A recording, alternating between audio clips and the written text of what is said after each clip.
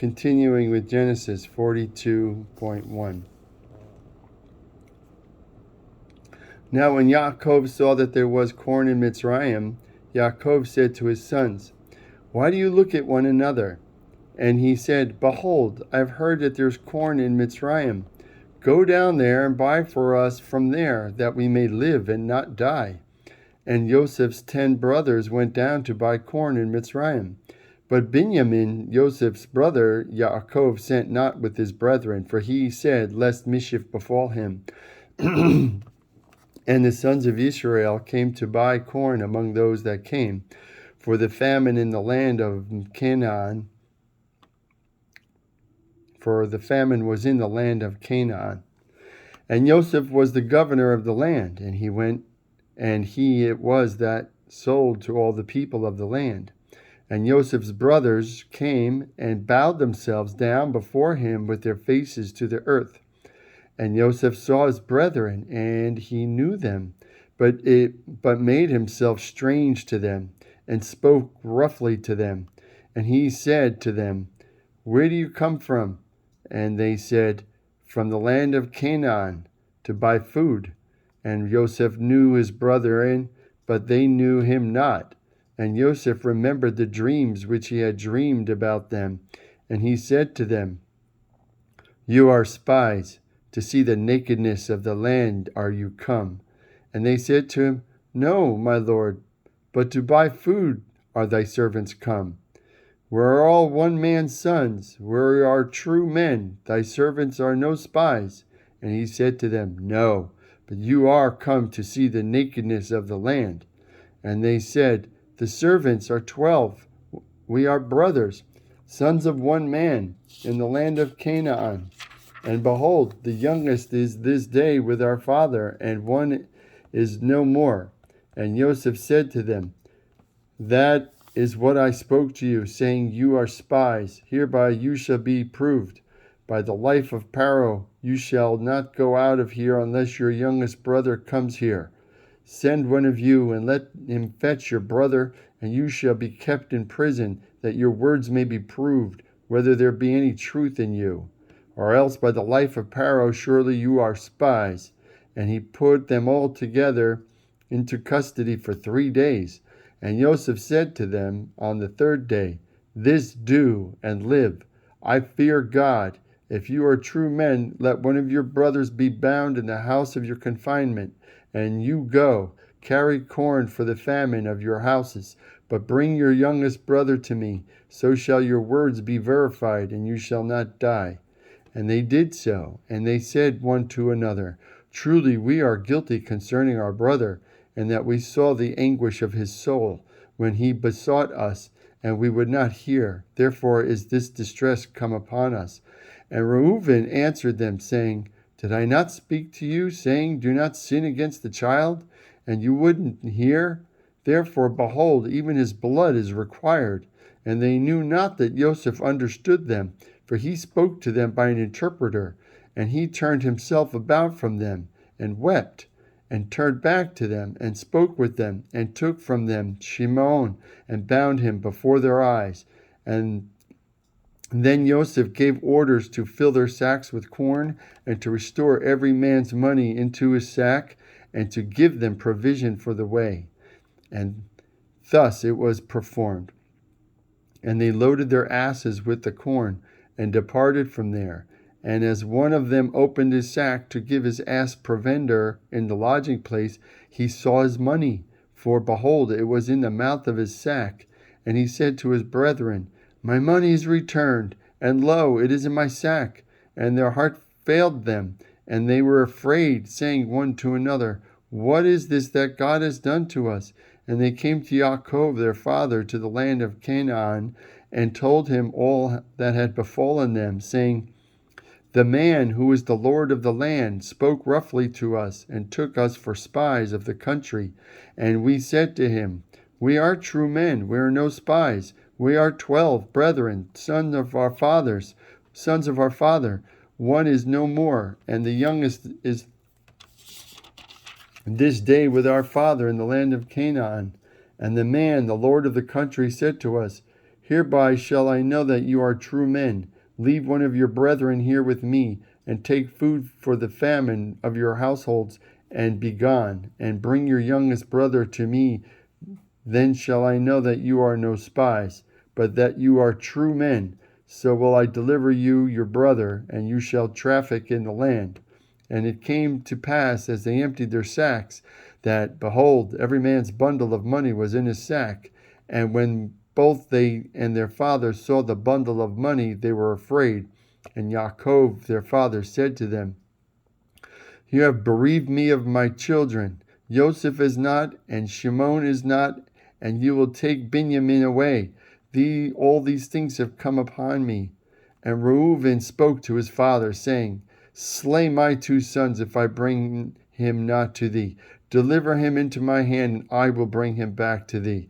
And he said, My son shall not go down with you, for his brother is dead, and he is left alone. If mischief befall him by the way in which you go, then shall you bring down my gray hairs with sorrow into Sheol.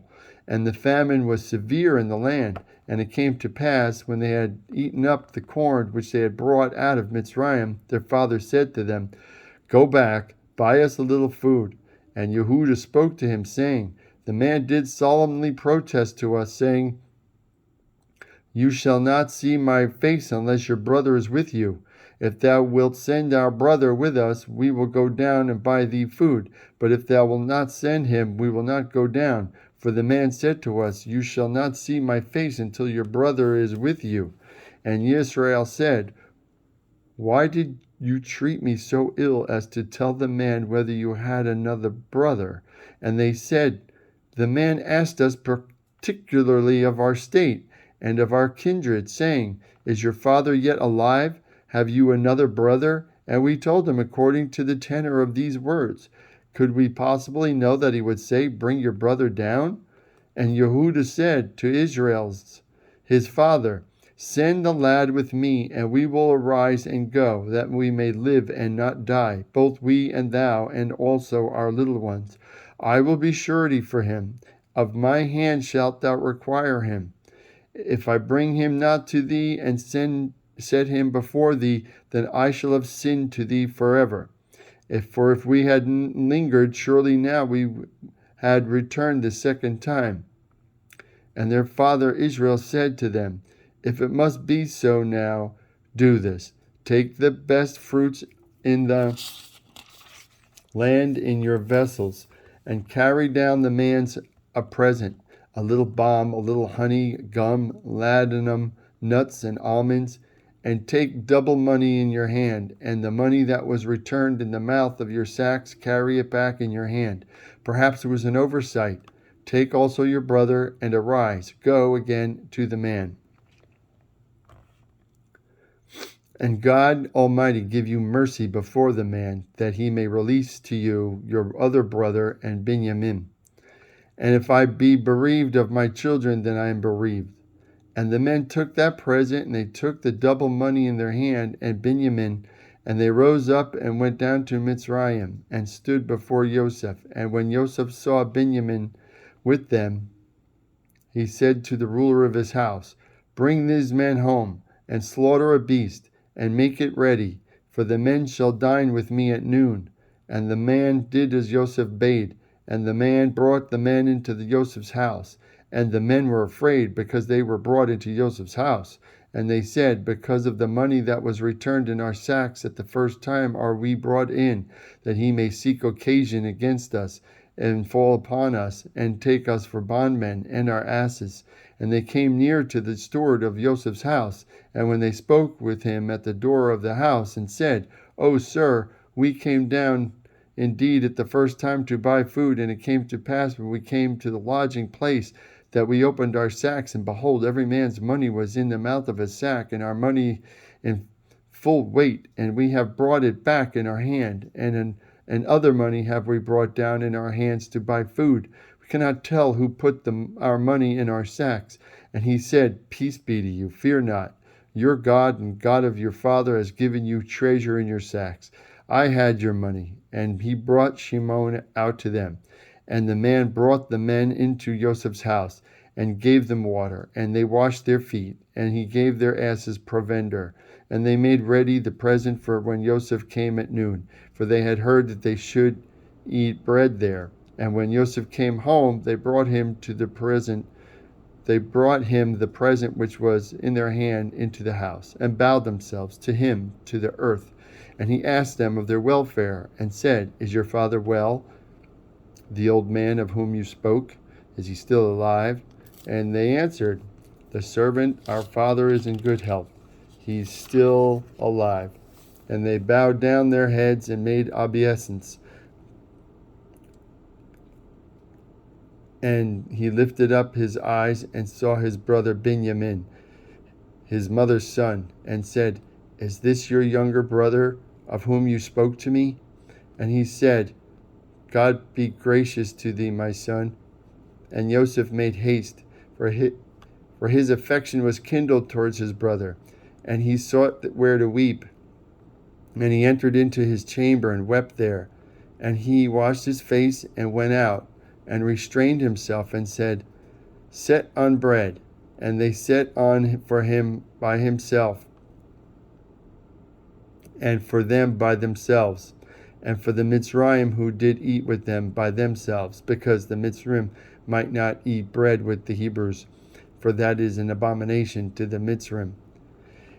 And they sat down before him, the firstborn according to his birthright, and the youngest according to his youth. And the men marveled at one another, and he took and sent portions to them from before him. But Benjamin's portion was 5 times as much as any of theirs. And they drank, and they were merry with him. And he commanded the steward of his house, saying, Fill the men's sacks with food, as much as they can carry, and put every man's money in the mouth of his sack. And put my cup, the silver cup, in the mouth of the sack of the youngest, and his corn money. And he did all according to the word that Joseph had spoken. As soon as the morning was light, the men were sent away, they and their asses. And when they were gone out of the city, not yet far off, Joseph said to his steward, Up, follow after the men, and when thou dost overtake them, say to them, Why have you rewarded evil for good? Is not this that from which my Lord drinks, and whereby indeed he divines? You have done evil in so doing. And he overtook them, and he spoke to them these same words. And they said to him, Why dost my Lord say these words? Far be it from thy servants to do according to this thing. Behold, the money which we found in our sack's mouth we brought again to thee out of the land of Canaan. How then should we steal out of the Lord's house silver or gold? With whomever thy servants it be found, let him die, and we also will be my Lord's bondmen. And he said, Now let it also be according to your words. He with whom it shall be found shall be my bondman, and you shall be blameless. Then they speedily took down every man his sack to the ground, and opened every man's sack. And he searched, and began at the eldest, and ended at the youngest. And the cup was found in Benjamin's sack. Then they rent their clothes, and loaded every man his ass, and returned to the city. And Yehuda his brethren came to Joseph's house, for he was still there. And they fell before him to the ground. And Joseph said to them, What deed is this that you have done? Do you not know that such a man as I can certainly divine? And Yehuda said, What shall we say to my Lord? What shall we speak? Or how shall we clear ourselves? God has found out the iniquity of thy servants. Behold, we are my Lord's bondmen, both we and he also with whom the cup is found. And he said, Far be it from me that I should do so, but the man in whose hand the cup is found, he shall be my bondman. And as for you, go up in peace to your father. That's Bereshit 44:18.